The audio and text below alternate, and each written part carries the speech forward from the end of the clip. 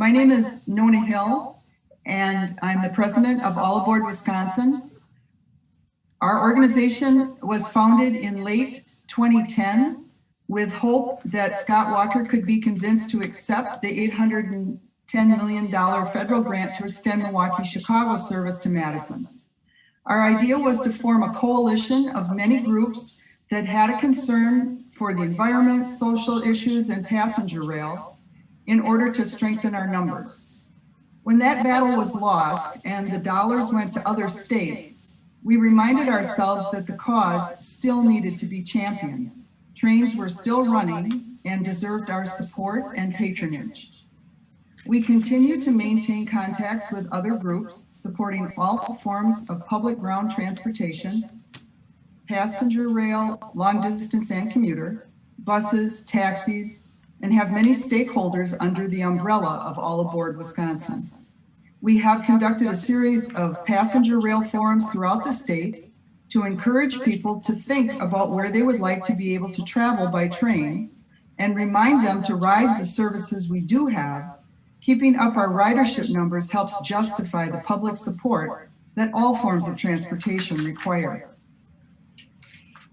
Today we will be hearing from people in Wisconsin, Minnesota, and about a special project in the Eau Claire area. Before we begin, All Aboard Wisconsin's goals as an organization are the support of current Amtrak trains in Wisconsin, the Hiawatha service between Milwaukee and Chicago, the Empire Builder, currently operating 3 times a week due to COVID-19 and the loss of ridership during lockdown, support for the proposed daily train service between Chicago, Milwaukee, and the Twin Cities, referred to by the rail fan community as TCMC, its official project name. We do have a lobbying arm of All Aboard Wisconsin and continue to educate our political reps about rail issues. But the most important lobbyists are individual citizens who take the time to contact their own representatives.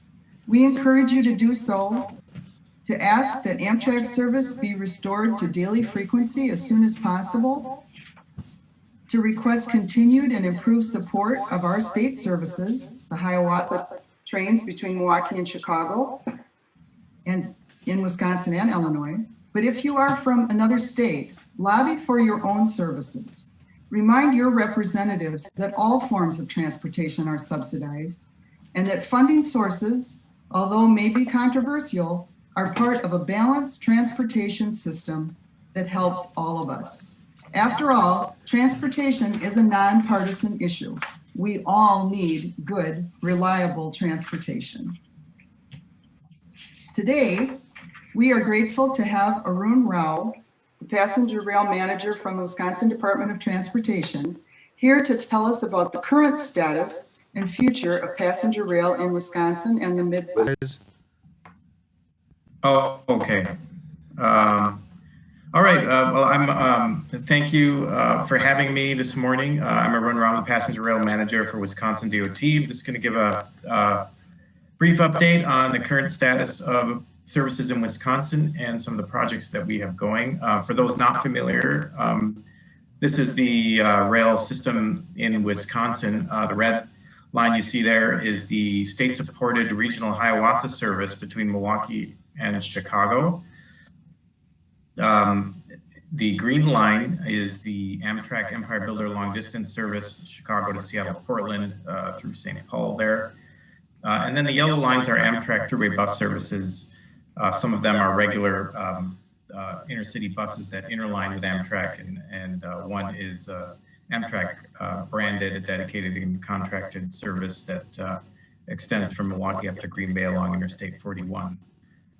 Starting off with our state-supported service, the Milwaukee to Chicago Hiawatha service, that is 75% funded by Wisconsin, 25% by Illinois.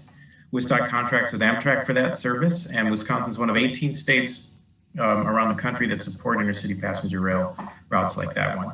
And that's 7 round trips daily between the intermodal station in Milwaukee, the airport, Sturtevant, Wisconsin, and Glenview, Illinois, and Chicago Union Station. That operates on Canadian Pacific Rail in Wisconsin and Metra in Illinois. Last year, we reached a record high of 880,000 riders on that service. We were covering nearly 85% of our costs were recovered by fares.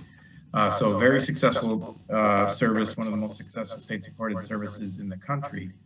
But with COVID-19, of course, like all public transportation services around the country, we've seen very significant impacts, with 85% to lower ridership now than in comparable months in 2019. We're about 54% down from for the year. We're operating a reduced service of 4 round trips, Monday through Friday, 3 on Saturday and Sunday. The afternoon trains have good ridership around the weekends. The morning peaks, of course, do not. There's just less business travel going on. And then we expect to come back to pre-COVID levels, moving towards that, probably beginning in 2022. So we do have the project to increase that service from the 7 round trips to 10 round trips daily. That's adding 6 Amtrak trains on that busy freight and commuter rail corridor between Chicago and Milwaukee, which will require infrastructure improvements. We're making progress on identifying what those are. We had to go back and take a look at a couple of improvements in Illinois that were removed from consideration, and we're looking at alternatives to that. So it's a program of several railroad infrastructure improvements needed in Illinois and Wisconsin to get that going. So we're continuing that analysis. In the meantime, we have several projects that are incremental projects that are needed to increase that program up to 10 round trips daily. And those are, we have applied for funding and received funding for those projects. I'm going to go through those now. So we are under final design and construction already on this program of increasing the Hiawatha service. The one of the projects that we applied for and received for funding is the Milwaukee Airport rail station expansion, which adds a second platform on the west side of the tracks there with overhead access and elevator towers. You can see a rendering in the bottom right picture. And that's a $10.1 million project. It's over $5 million funded by the FRA, $4 million Wisconsin, $1 million Amtrak. And that will have, independent of the expansion of the Hiawatha service, it'll have capacity and reliability improvements, ADA accessibility improvements, and safety improvements. You can see the top picture there, people crossing over live tracks when the train had to stop on the west track because of maintenance away work. And that happens fairly reasonably frequently. So that we won't have those issues with this new platform. This project is one of the program of projects to increase frequencies to 10 round trips. So we have 30% design complete. We're going into final design now with construction in 2022 and 2023. And again, that one is fully funded. As is a signaling improvement near Milwaukee Intermodal Station. That's a $5.2 million project. And that upgrades ABS signaling to centralized train control, which will bring reliability, safety, and speed increase benefits in that area. And again, that project is required for increasing frequencies between Milwaukee and Chicago. We also have received a grant for next generation single level equipment acquisition for the Hiawatha service to replace the existing Amtrak equipment. Now, Illinois also has a procurement and is receiving new equipment now for all of the Midwest states. And that's another federally funded grant. That's for 88 single level cars. I think there are almost 15 already delivered to Chicago. And the Hiawatha service will be getting 6 coaches from that procurement, and that's enough for one of the Hiawatha sets. Of course, we have another set that is needed to operate the Hiawatha service. So that's why we did this additional grant for acquisition of another 6 coaches, and then 3 cabs to replace those converted F40 locomotives that you see there that were converted to cabs. They have had reliability issues and are way beyond the need for replacement. So you can see the photo there on top of the cab there, and then rendering of the new cab that would be replacing that. That's California livery. We, of course, would be having Midwest livery, but that's that is the cab rendering of the cab car. And that would add up to 58 additional seats to the Hiawatha trains, which would address capacity issues that we were having on peak trains before COVID. And we have a delivery estimate in 2024, but you should be seeing this new equipment from the other larger procurement that Illinois is doing on the Hiawatha service early next year. And then the other project that we have funded is the Muskego Yard Freight Bypass of Milwaukee Intermodal Station. This is a very big project, $54 million project that allows freight trains to bypass the station by creating 2 new mainline CTC signalized through tracks through CP's Muskego Yard that will allow for 25 miles an hour freight speeds through the area, and also will require new and upgraded bridges within the CP yard over the Menominee River and the Burnham Canal there. This is critical for adding capacity for additional passenger trains. Again, it gets most freight out of the intermodal station, and it is required for increasing frequencies on the Hiawatha service. The other project that we have going is the Twin Cities Lacrosse Milwaukee Chicago TCMC Second Intercity Passenger Rail Frequency Project. Just a little bit about the existing service first, the existing Amtrak Empire Builder long distance service that offers usually 1 round trip daily with Wisconsin stops there listed, and has over 100,000 riders annually just within the Chicago to St. Paul segment of that route. Regional, people are trying to use it for regional travel with 70% of the on-offs at those Wisconsin stations are just traveling within that Chicago to St. Paul corridor segment.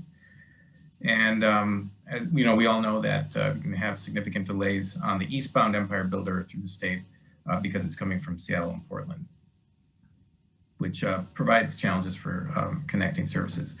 Now this is now down to 3 times weekly. Amtrak has reduced it to 3 times weekly due to significant cuts system-wide due to COVID-19. Wisconsin does not have direct involvement in this. This is an Amtrak long-distance service, so it's under Amtrak's federal appropriation. But we do take a very keen interest and expressed our concerns about the reduced service that's in place now.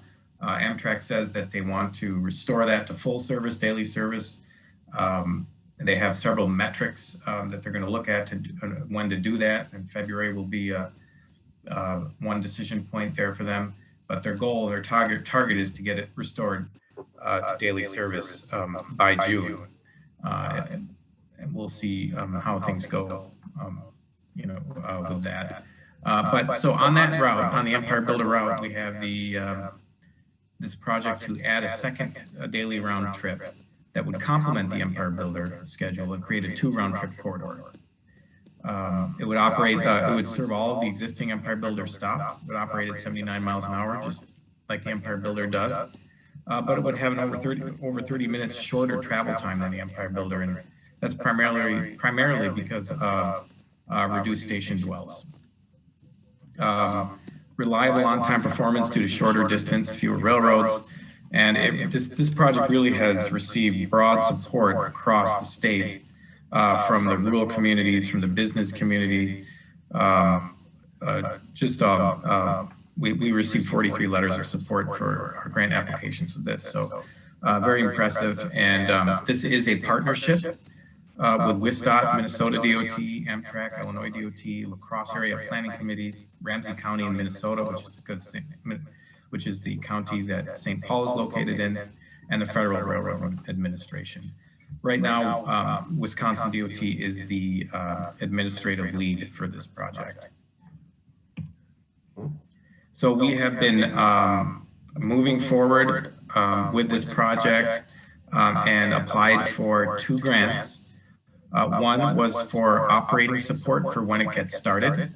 That would provide a federal grant to reduce the burden of the states providing the operating support for the service for the first 3 years for the startup period.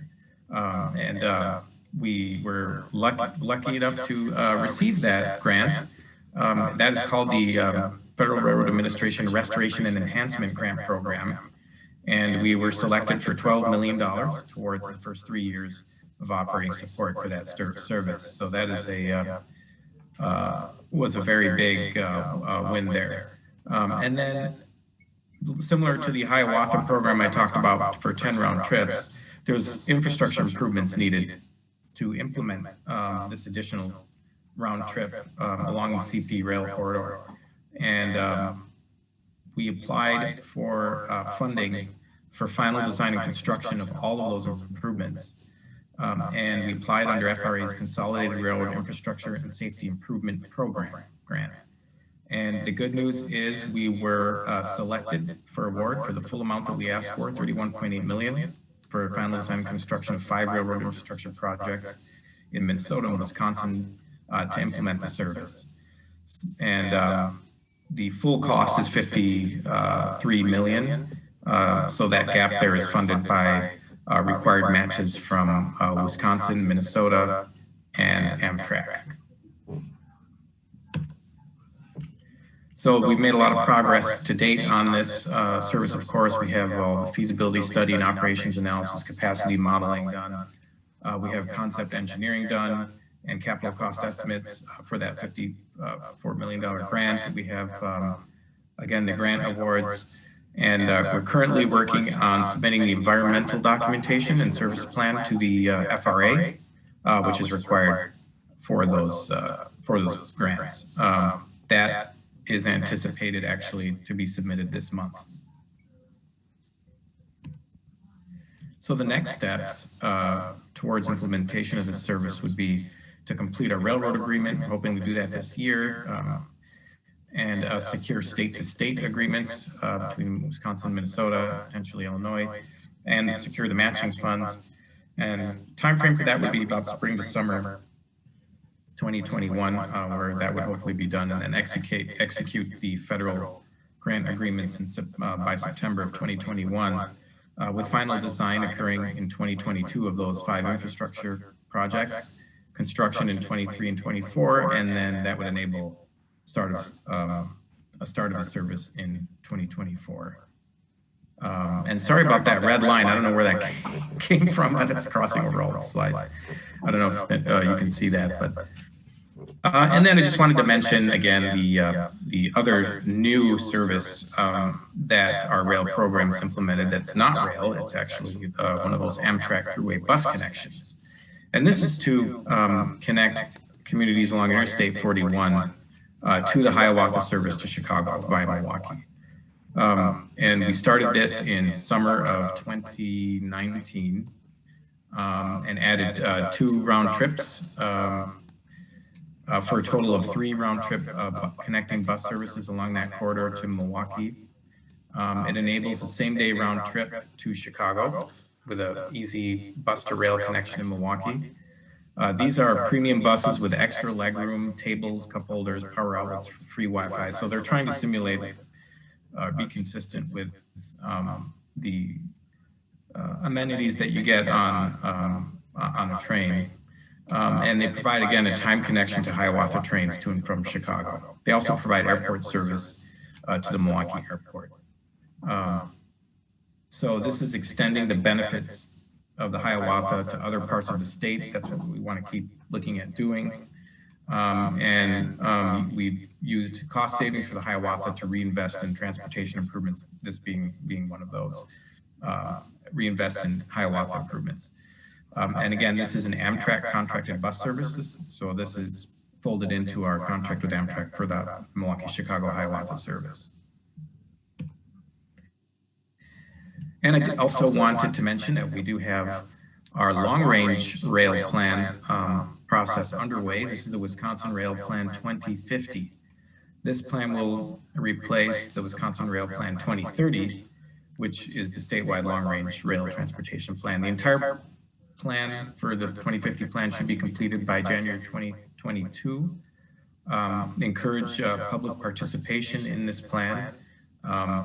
And please visit the Wisconsin Rail Plan 2050 webpage and sign up for email updates and continue to check back there as this process moves along, because this will map out the future proposed plan for passenger rail, freight rail in Wisconsin. And that's all I had for now, and we'll turn it back to Nona or Mike. Thanks again for having me.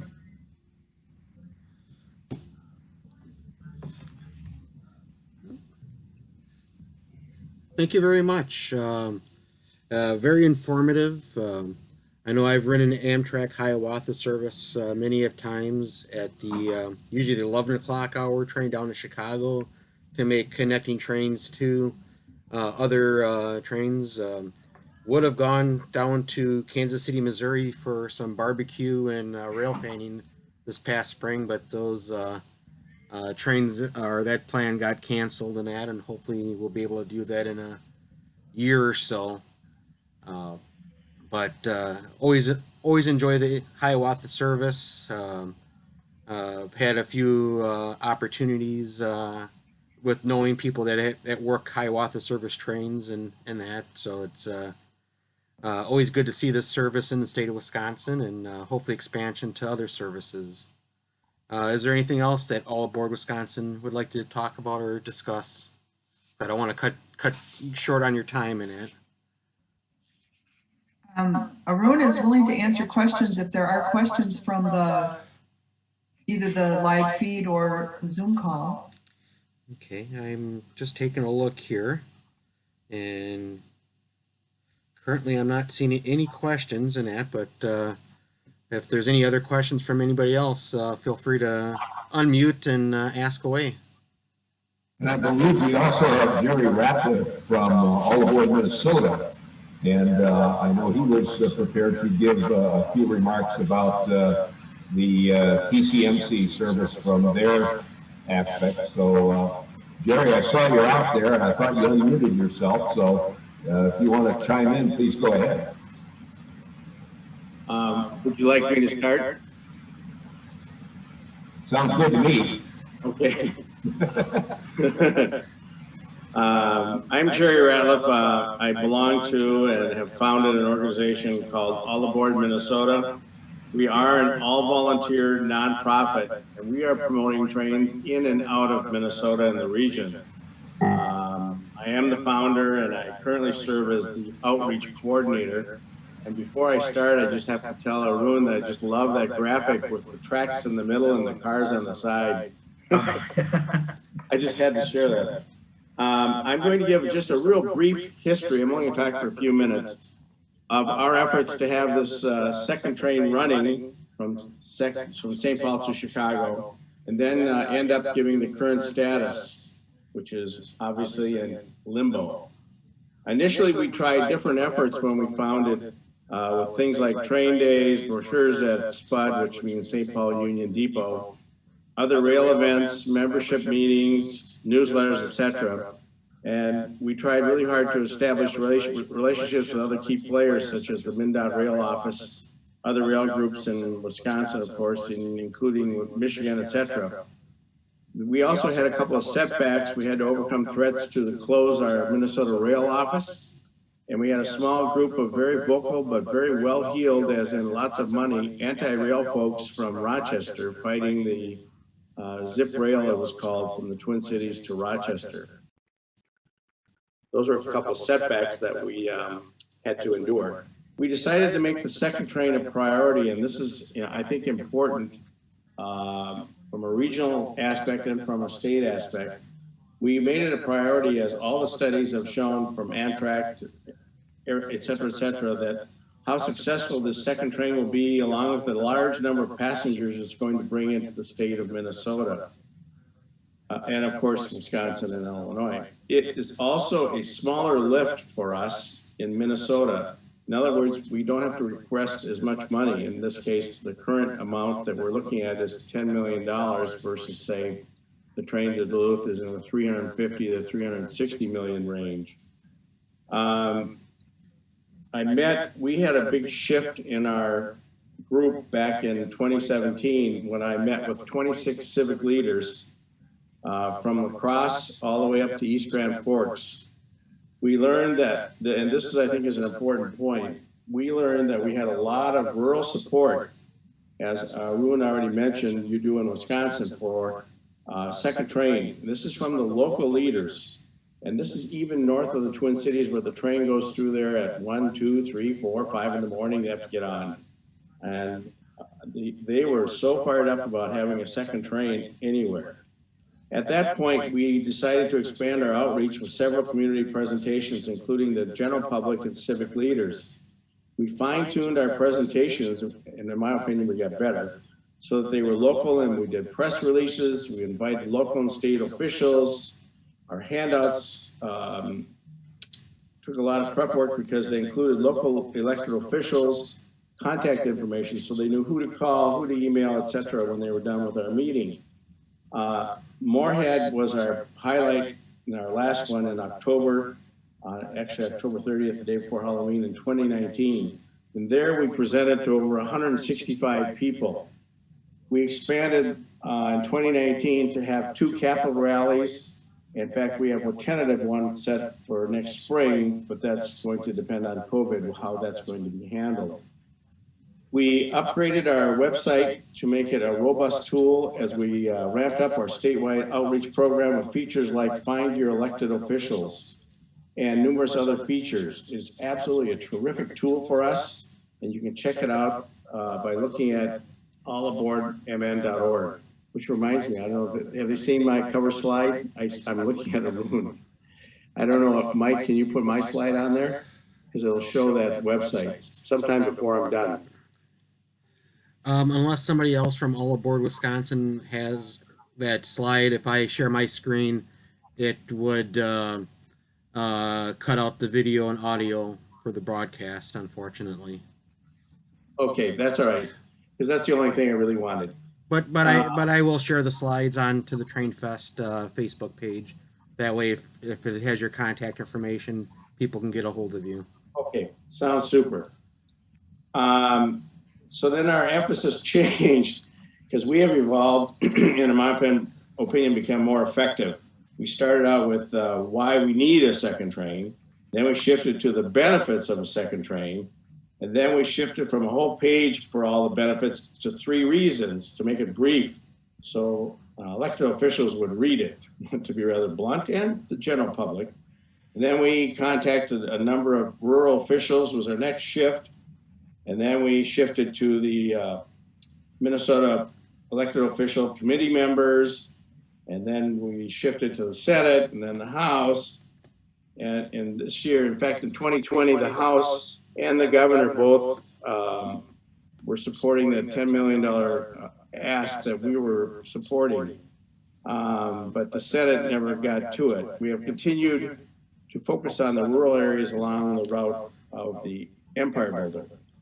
We have had over, the final thing is we've had over 600 people attend our outreach events. The capital rallies have generated a couple hundred office visits directly to their own legislators. We've had alerts generating, for example, like we did one in May. Actually, we've done 2 or 3 this year. But the one in May, off the top of my head, is roughly 150 calls and emails to legislators, not to mention other similar events generating legislative contacts.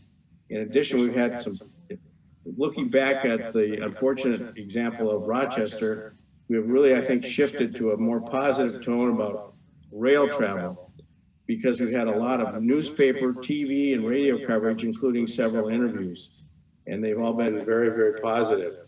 Our outreach audience has continued to grow exponentially over time. Now, here's where we're at today in 2020.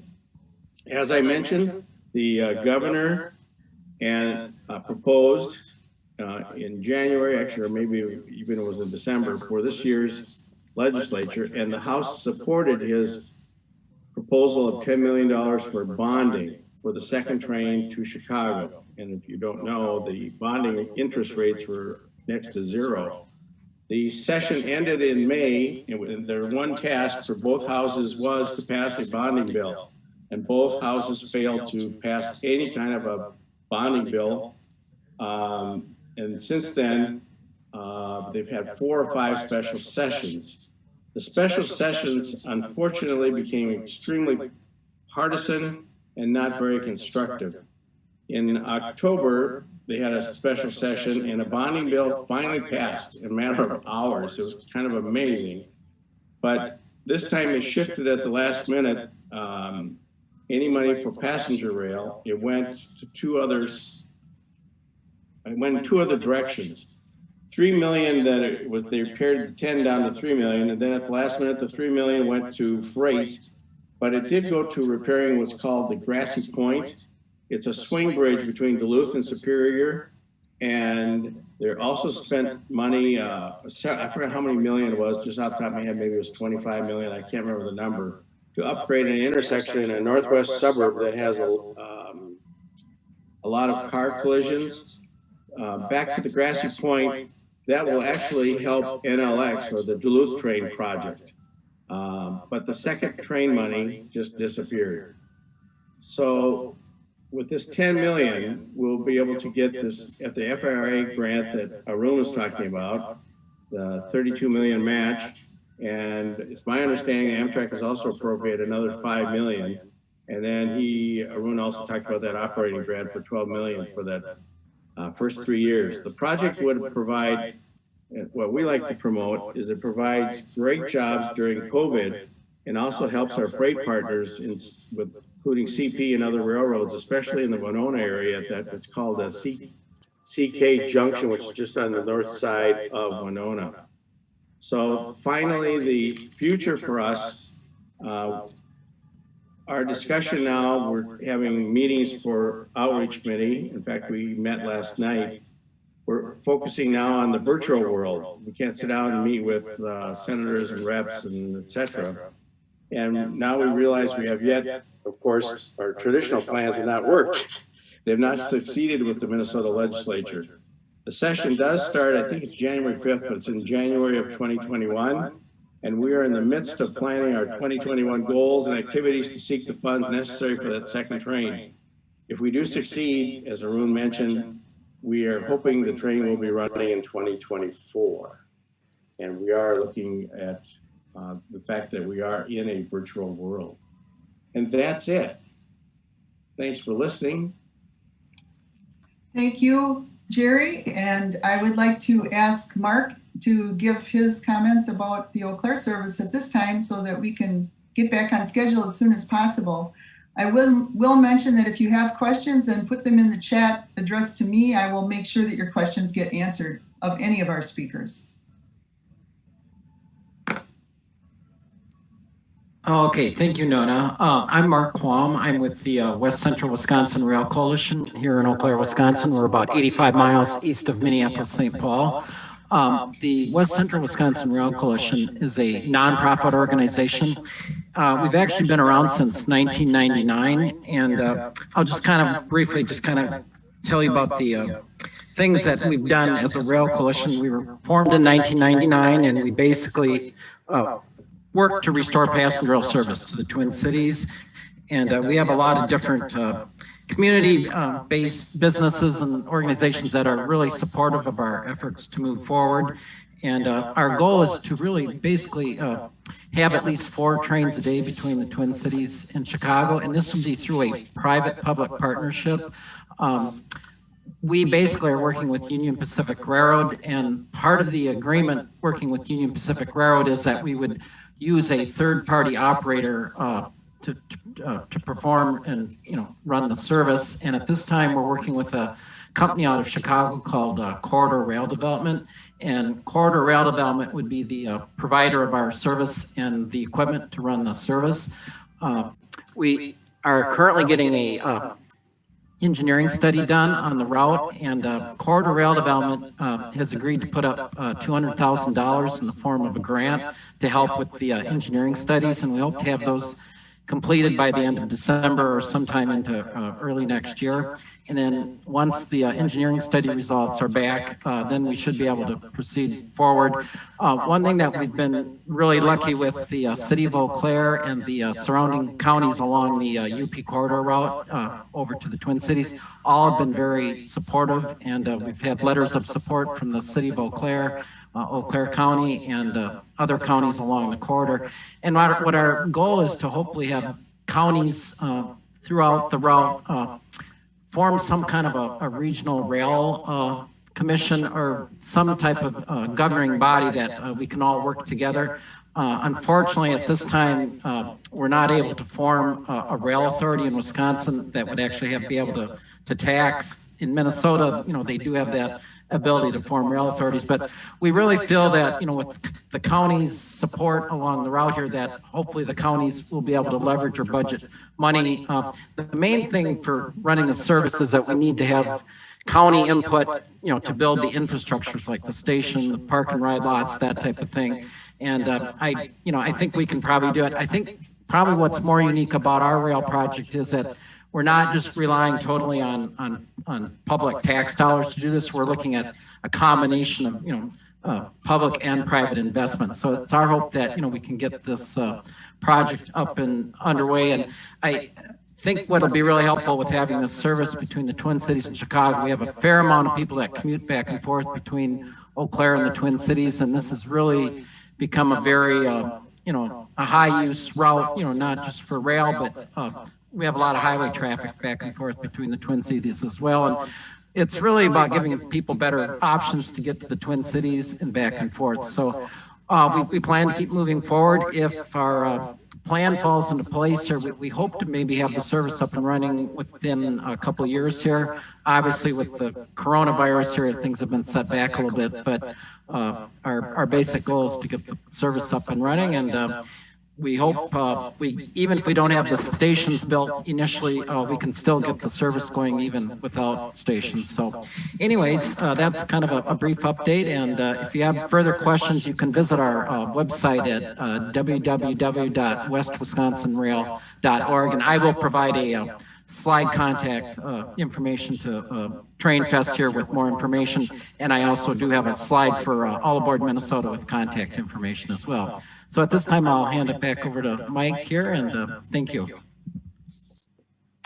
I want to take a few seconds to thank everyone who participated in our program, and I believe that concludes our program. Mike, thank you very much. Okay, I was just looking through the comments that were made on Facebook, the Facebook live feed, and Sean said very informative, and thank you. Jay had a question and a couple of questions. Unfortunately, he said he had joined late, but he's surprised that there are $50 million in improvements required. Why is there an existing train on the route? Why is that? The improvements that the railroad asks for may seem frivolous to most people who just get on and ride a train, but the modeling that they do on their computers to show that freight rail is busy and they own the tracks and they cannot add those 3 additional trains without these improvements. The improvement, for example, the freight's bypassing Muskego Yard rather than going through the Amtrak station. That's a pretty obvious one. But another one is the fact that long freight trains need to wait to get into a yard in Illinois, and they were waiting on active tracks. So they need a new siding, a very long siding that can accommodate freight trains in Illinois to wait outside the yard on a 3rd track so that the other 2 tracks can remain fluid. So these improvements are definitely going to help both passenger and freight rail.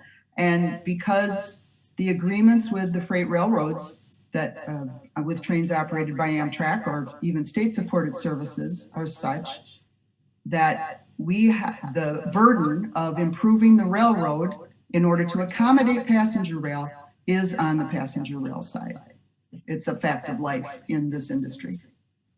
Yeah. And just also to add a little bit, because I live close down to this, the Hiawatha route, and that is that when you get down into Illinois, a portion of the trackage is now owned and operated by Metra, which is the Chicago commuter agency, and they're also running their numerous commuter trains on top of it.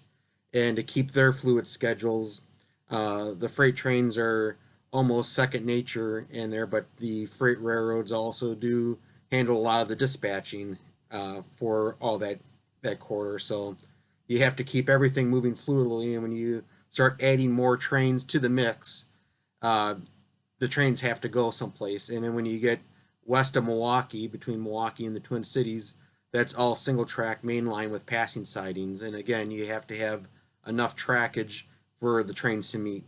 So that, like you would have a bottleneck on your model railroad, adding more trains to existing trackage can't always handle more trains. So you have to do improvements to handle the more trains.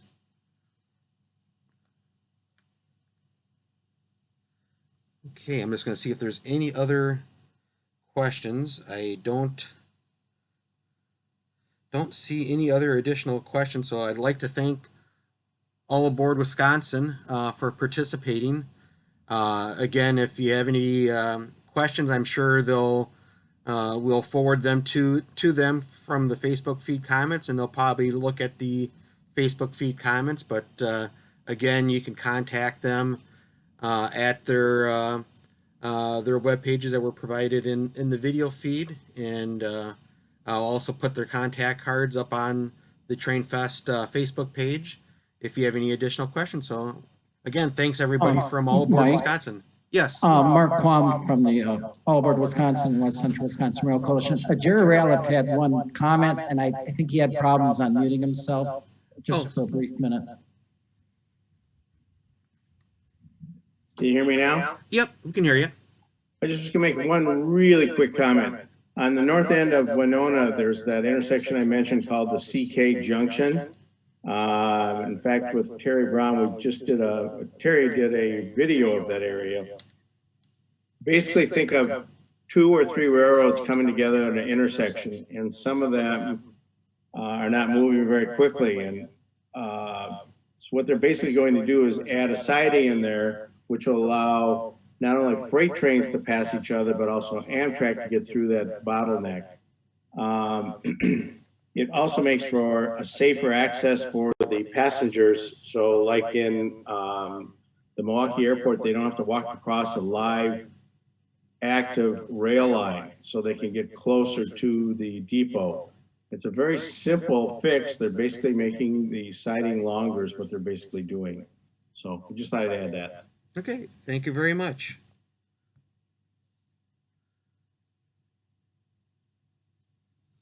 Okay, if there's no further, I'm not seeing any other further questions or comments in the live Facebook feed. So I will thank you all again from All Aboard Wisconsin and also All Aboard Minnesota for participating in the live Trainfest virtual event.